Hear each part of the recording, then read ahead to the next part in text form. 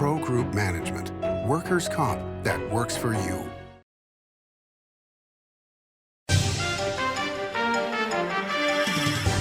Welcome to Nevada Newsmakers. On the broadcast today, John Evans joins us.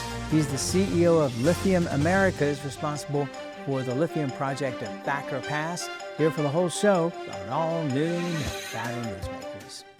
The trucking industry is the most resilient link in the supply chain, moving 95% of our freight in the Silver State. And while essential, the road isn't always smooth. Supply chain disruptions, rising fuel costs, and unrealistic rules and laws that hamper our ability to serve our customers and country. Our prosperity and every sector of the economy, manufacturing, mining, medicine, and food from farm to table, is tied to trucks. There's nothing without trucking. A power line is more than a power line. It's maintaining the bottom line for small businesses. It's keeping the assembly line moving for our workforce. For our brightest minds, it's meeting a deadline. It's on the front line with our heroes. And on the sidelines of the biggest games. It's a direct line to our loved ones. And it's a lifeline for the most vulnerable. There's a lot on the line. For 50 years, Nevada Heating has been keeping people comfortable in their homes. At Nevada Heating, call the Do It Right guys and get the air conditioning back on today. That's the Nevada Heating way. Why sweat for days on end when Nevada Heating can get your air conditioning fixed today? Call us today and we'll fix it today at 323-5585. The Nevada Builders Alliance has been protecting the interests of the construction industry for over 50 years.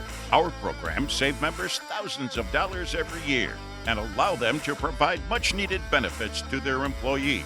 Our industry also allows Nevada to grow. If you're thinking about a career in the construction industry, reach out. And if you haven't thought of a career in construction, what are you waiting for? We are the Nevada Builders Alliance. This is Nevada Newsmakers with host Sam Shad, a no-holds-barred political forum. Now, from the Nevada Newsmakers broadcast headquarters, here is Sam Shad. And back on Nevada Newsmakers, we're delighted to welcome back to the program John Evans. He's the CEO of Lithium Americas, building Thacker Pass, this huge lithium project up there in Humboldt County, about 60 miles northwest of Winnemucca. Since we were there with you, a lot has happened. Bring us up to date on where the project is at this point. We're in full construction now. We started pouring concrete in May. First steel goes up in August. All of our long lead time equipment has been secured. Actually, we'll have around 85% of all of our equipment procured, if you will, by August. So the project is moving along really, really well. We've got somewhere close to 200 crafts on site, and that's increasing. Our workforce housing project in Winnemucca, it will be ready for occupancy, and it'll be in stages, but this summer. So things are really, really coming together. Very, very busy now. Have you had any issues with supply chains?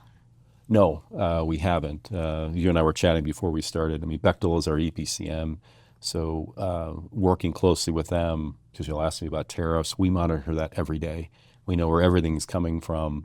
In some cases, we've switched fabrication locations. We've secured things early, and we watch legislation and the government on a daily basis to make sure that our supply chain's optimized. But they're super helpful. Plus, there's rules in place as part of our own corporate policies, but also GM's on, where we source in terms of workers' rights and things like that. We're not buying from the Uyghurs in China and stuff like that. So it's a really complicated process. But as you and I were chatting, we're working with a company that's builds mega projects all over the world. It's a great combination. Yeah, to say the least. And we may hit some ground that we've covered before, but I think a lot of people are interested in this project. This is a joint venture at this point between GM Yes. and Lithium Americas. GM is the largest shareholder and offtake customer. According to your website, 100% of what you produce for the next 20 years, and then 38% for the second 20 years, and the first offer on the rest of that second for 20 years. Right. The second 20 years. So we're talking 40 years just right there. How much is that in dollars, if you can put it in that context. Depends on the market price. Of course, yes. Right. But, it could be on an annualized basis, the plant running at full capacity at 40,000 tons a year. I mean, you could be looking at $800 million worth of revenue. It's we're a low OPEX cost. This is a world-class Tier 1 project, so it can compete with anywhere in the world. I mean, you're looking at several $100 million of EBITDA on an annualized basis as well. So, and you're right, GM is a 38% owner at the asset level, plus they're a 7% shareholder at the corporate level. They have a member on our board who comes from the C-suite in GM. He's the deputy CFO, treasurer of the company. It's a really good relationship, and we can talk more about GM. They've been very busy. You can see them in the news, basically continuing down this path and making lots of investments and changing their battery chemistries with the goal to be the lowest cost and the largest supplier, whether they be extended range electric vehicles, battery electric vehicles. They've done a lot. There's been a lot of discussion over the last few months with the new administration. I don't want to get particularly into the politics of all this, but are there any concerns coming to you from GM in terms of a pullback, or is it just you have to look on a project like this, like we're saying, of the next 40 years, right? Electric vehicles and all these things that require lithium are going to continue to be needed. Right. So we don't finish the project and start the plant up until the end of 2027. So our view and theirs is, okay, 2028, 2029, 2030, what does the market look like then? And it'll look a lot different. If you look at market numbers, whether they be electric vehicles, you see hybrids, which still actually have a lithium-ion battery in them as well, those numbers continue to go up on a quarterly basis, both for GM and I think for overall. I think GM is number 2 now. They're number 1 in Canada. And then they have a very long strategy, as you would, to make major investments over 10 years. So they've come out with several chemistry changes that they are making and making their own investments. I should add, they had an LPO loan as well. They paid it off. So GM actually, before it's a 20-year payoff or whatever else, they have AAA credit.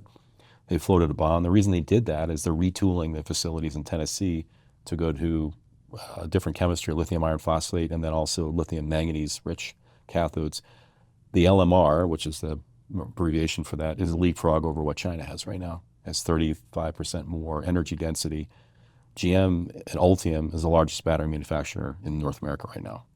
Well, and it's fascinating to look at the Chinese market and see how competitive the electric vehicle market has become over there, where you have companies like BYD who have taken in, this was an interesting discussion in the last week or so, a lot of the engineers that work for Tesla are now working for these other car companies. Yeah, a lot of them work for GM. Right. And so what Tesla did was in a way amazing, which was train engineers all over the world, but especially in China. And, it's going to be fascinating to watch a lot of those advances in the technology coming back to the United States. Because right now we can't buy a BYD car, but the things that they're doing are far outpacing what's happening here. But we'll see that turn around. I'm sure you are having conversations with GM about that. Can you share? Yeah, I mean, their goal, it was actually, they've been in the Financial Times. I mean, Kirk Kelty, who was their chief battery engineer, is an ex-Tesla guy. He was there at the early days. We were at their battery facility in Spring Hill and also one of their large assembly plants 3 weeks ago. And he actually met with our board, and they have a strategy over the next 10 years to be the lowest cost producer to compete with the Chinese. Now, we have tariffs in place, and I believe they'll stay in place with Chinese vehicles in the U.S. And GM's view is that regardless of that, you're going to need to be world-class anyways. So you'll see the investments that they're making in their own joint venture battery facilities, but more so than that, if you go to their tech center in Warren, these guys are building a pilot scale facility that can make batteries for 500,000 cars. Their goal is to be like NVIDIA. So I come up with the tech and the formulation, and then I joint venture with folks like LG and Samsung, very much like NVIDIA goes to TSMC for the foundry work, for the actual cell manufacturing. So those are the guys in Taiwan that manufacture the Exactly. chips. It's the same model. The tech, innovation is GM. I mean, the Warren facility, you think about that, you can make cathodes and test them and optimize them in your own facility. It's a couple $2 billion that they're putting in place with this long-term view that this electrification is going to continue over the next decade. And look, model years in the U.S. are typically 7 years. So you can't do this in 9 months or a year. Right, right. So you have to look long ahead of what the market's doing and invest even in cycles now where, politics aside, look, you and I are both older era folks. I remember when the iPhone came out. I remember when smartphones came out. You're that old? No, I'm kidding. Well, I mean, I'm 55. I remember when the Arab oil crisis, when I was a little kid.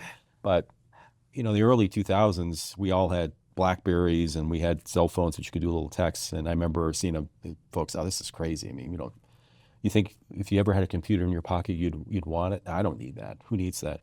Well, now if you lose your phone, it's worse than losing your wallet. This is coming. And electrification in general, I mean, lithium-ion batteries go into data centers for power backup, for Bitcoin mining, for grid scale stability. There's the one thing that you can go to Washington and ask folks, are batteries important? Absolutely. The Department of Defense buys $300 million of rechargeable batteries a year.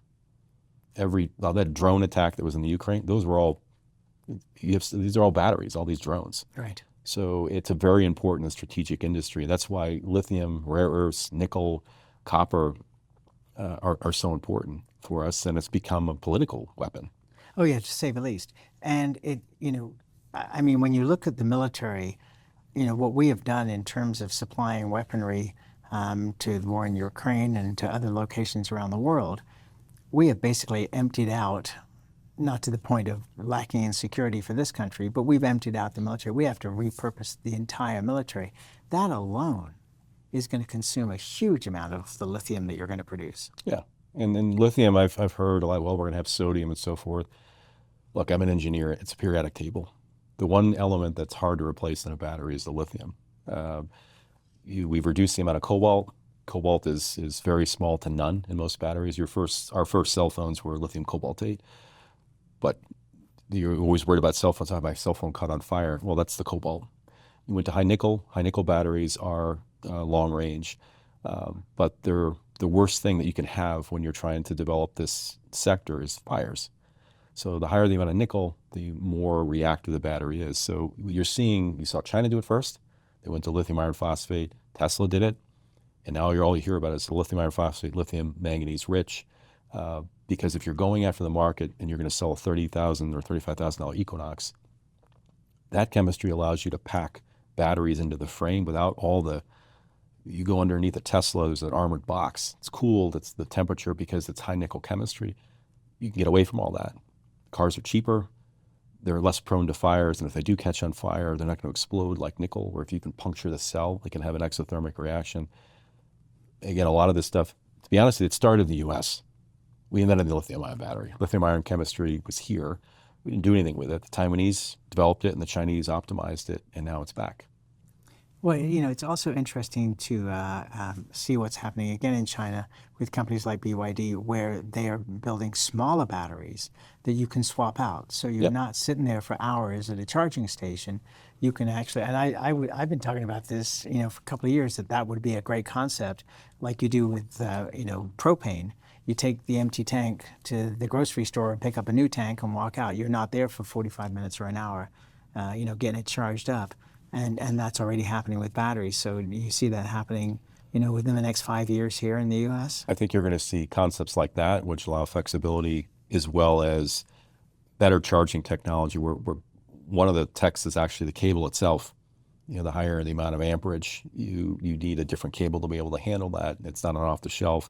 So there's work being done at Purdue. China's already talked about, I forgot what it was, a 5-minute recharge, higher amperage, different cables, where you can make this as close to, you spend 5 minutes at a gas station. How do I replicate that? And then how do I have the infrastructure to do it? So that's the game changer, isn't it?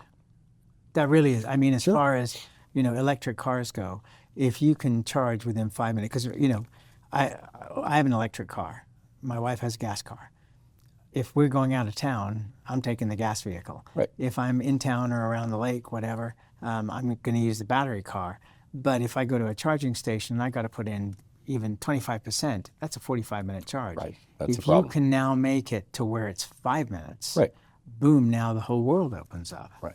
And that's coming. And I think you're seeing different vehicles as well, where you're seeing extended range electric vehicles. So say you're living in Wyoming and you have a diesel truck, extended range electric vehicle, and you started to see them in China, although GM's Bolt was the very first extended range electric vehicle. You have a small gas engine and you have a battery and you have an alternator. The gas engine turns the alternator that keeps the battery charged. So I think Ram just came out with a pickup to test it out here in the U.S. You can have a range of 500-600 miles. So You go to the gas station, but you don't have the V8. You might have I've seen cars now with 1.3 cylinders and 2 cylinders and things like that. It's a small gas engine, but you're actually running off battery power. And one of the things that's also interesting is that gas car lovers, when they drive an electric truck, for example, they are stunned by the torque in those vehicles. Sure. And they change their minds instantly from I'm always going to be driving a gas vehicle to... And the regenerative braking, actually. That's brilliant. Yeah. I mean, when you get used to driving that and you just let off and the power, that is converted to the battery, you're not on your brakes as much. Well, also, it's one pedal driving. That's right. To go a step further, that's the exciting thing about it. You are rarely touching the brakes because you don't need to. No, exactly. All right, let's take a break. More with John Evans, the CEO of Lithium Americas, after this time out. Pro Group Management offers workers' comp services to a growing number of industries. As businesses grow and change with the times, the need for a solid workers' comp program must be flexible and up to date. The evolving nature of regulations can make staying ahead of complex tasks challenging. But Pro Group Management simplifies the work so your industry can move forward and succeed. Pro Group Management, workers' comp that works for you. Like a traditional handmade basket, retail is woven into the fabric of life in Nevada. From big box to mom and pop, retail supports our communities in countless ways. Jobs for the disabled, team uniforms for kids, help for the elderly, and so much more. Retail employs over 1 in 10 workers. Retail supports Nevada, and we support retail. RANNV.org. As you know, Reno is booming. Toll's development company is helping it grow with insightful design and development, building community with every project, adding beauty, adding excitement, emphasizing our shared humanity. Reno is becoming bigger. Toll's development is helping it become better, more livable, more enjoyable. To learn more, go to tollsdevelopment.com. tollsdevelopment.com.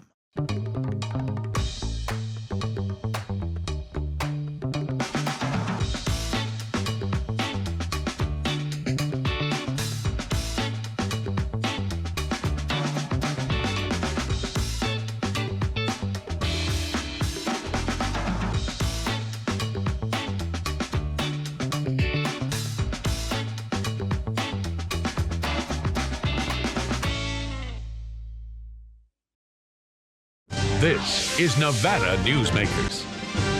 And back on Nevada Newsmakers, we continue our conversation with John Evans. He's the CEO of Lithium Americas. They're building the incredible lithium plant out at Thacker Pass, which is about 60 miles northwest of Winnemucca. So the Department of Energy put in $2.26 billion so far. What is this kind of money going to do for Humboldt County and Winnemucca particularly? Because you're already seeing this money now starting to flow through the county. Actually, the money you're seeing is our money, Right. GM's money. So the it's a loan. I'll say that we're not a grant, so we'll pay that back over the first 18 years of the project. But what you're seeing now is the way this is set up is we have to have all of our capital in place, plus a contingency, plus a line of credit before we can even draw off the DOE loan. So most companies fake it till you make it. I start, and hopefully things get better. I'll take loans out and so forth. We have to have every penny and then some, plus pools of liquidity, so we don't run out of money during the project. What are you talking about in terms of how much? If you look at the contingency on the project, 15%, plus a $200 million line of credit above that, or cash. The line of credit is provided by General Motors at no interest. We're talking about $400 or $500 million bucks on top of just the basic cost of the project. And look, it's good. We're taxpayers, so in order to move forward, you have to have all these right things in place and be fully funded. Your money goes in first, so our money and General Motors' money has to go in first. We will have that committed and/or spent by the time we draw by the fall. So if you look at our total spend this year on the project, it'll be a little over $1 billion. I was telling you earlier in the break, we're spending about $15 million a week. Which is a stunning number. Right. Well, it's large scale. So what you're getting with that, of course, you're going to have local, the population of workers coming into town. Once we get going, we'll be paying state and federal taxes, the county tax on top of that. So over the life of the project, you're talking about hundreds of millions of dollars in tax revenue. The county is going to be a big beneficiary of that, but also the state of Nevada and, of course, finally the federal government. I mean, we're not exempt from taxes. And then, of course, the knock-on effect of up to 2,000 workers at peak coming into town from out of town and spending money. Local businesses we're already contracting as much as we can locally with, could be as far here as Reno, Las Vegas, and then folks are setting up shop there, whether they be craftspeople, services for us, and so forth. The county population's 16,000, and you're going to have 2,000 workers coming in, plus all the support on top of that from the staff that we have. So it's significant. When we were talking to the mayor of Winnemucca when we came out to visit you last year, he was saying that they expected about a 25% increase in population. Is that still about right? Probably, yeah. And that's the reason we are setting up, and which I think is different than some projects. You don't find that as much in the U.S., a workforce hub, just given the sensitivity around a housing market in the U.S. already, which is tight, especially in a rural community. What we're hoping, and I'm starting to see, I get reach out to folks that are planning to build housing in Winnemucca to take advantage of that. We have permanent workforce already there that have moved into town, but you're absolutely right. As you have a business in the area, I'm from the East Coast originally, and if you, not that far away from, go to the BMW factory they built. That's the largest BMW facility outside of Europe. 9,000 people work there. Greenville, Spartanburg, South Carolina. There's three workers doing subcontractors and so forth for every one worker at BMW. So that community's boomed, which used to be kind of upland, rural South Carolina. You should see the same thing here. Do you think that it will compete with Story County to be the richest county eventually in the state? I hope so. I hope so for the citizens of Humboldt County. That at the end of the day, from our community benefits commitments we've made, but beyond that, the success of this project should be felt by the local community. Local community and the whole nation. Exactly. Let's take another break. We'll be right back. Fantastic cocktails and delicious food. It's a good time to eat. Over 500 hot slots plus electronic table games. It's a good time to play. Player rewards and big time jackpots. It's a good time to win. Ooh, your good times at Tamarack. Save money and take transit. Did you know you can ride the bus all day for less than what it would cost you for a gallon of gas? Plan your trip now by going to rtcwashoe.com. Carson Valley Inn, it's your place for the good times. Carson Valley Inn.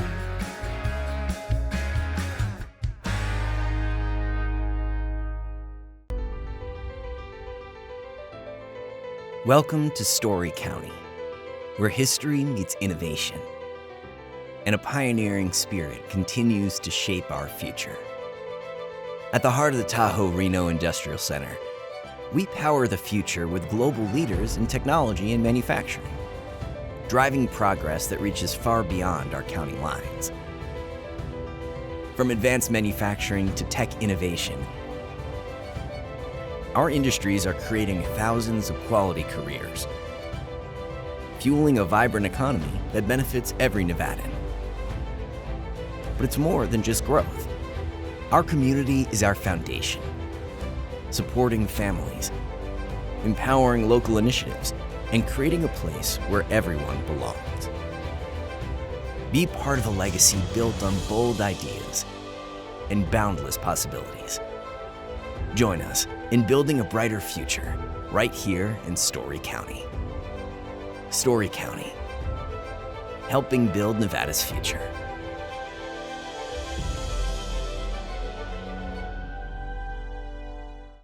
This is Nevada Newsmakers. And back on Nevada Newsmakers, we continue our conversation with John Evans. He's the CEO of Lithium Americas.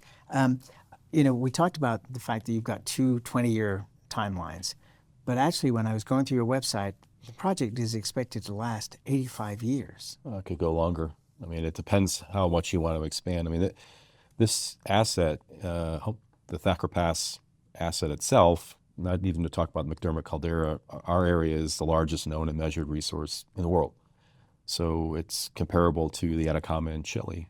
So you're talking about a resource and reserve that's approaching 50 million tons. The reserve itself is 14 million tons. You could run the project up to 5 phases. You could be making up to 160,000 tons a year of material. This could run for 100 years or more.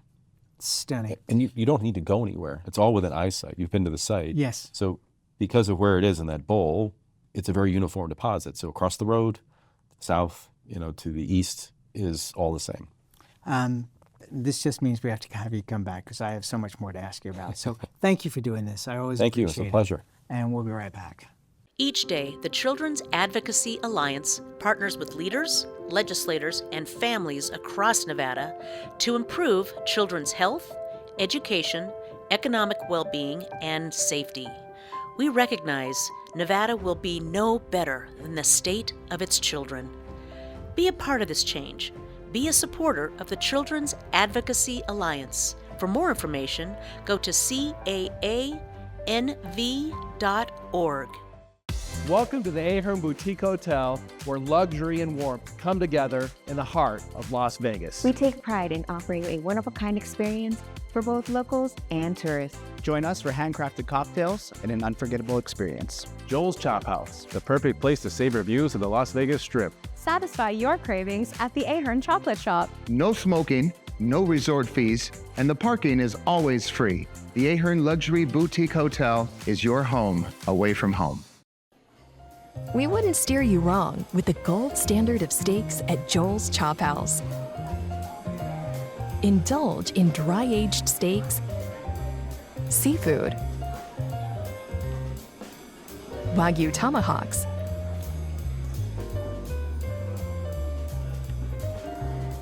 located on the second floor, and great views of the Strip. Thanks for watching Nevada Newsmakers. You can always watch our shows anytime on the website at nevadanewsmakers.com or the podcast. We have audio and video podcasts from all your favorite podcast locations and YouTube.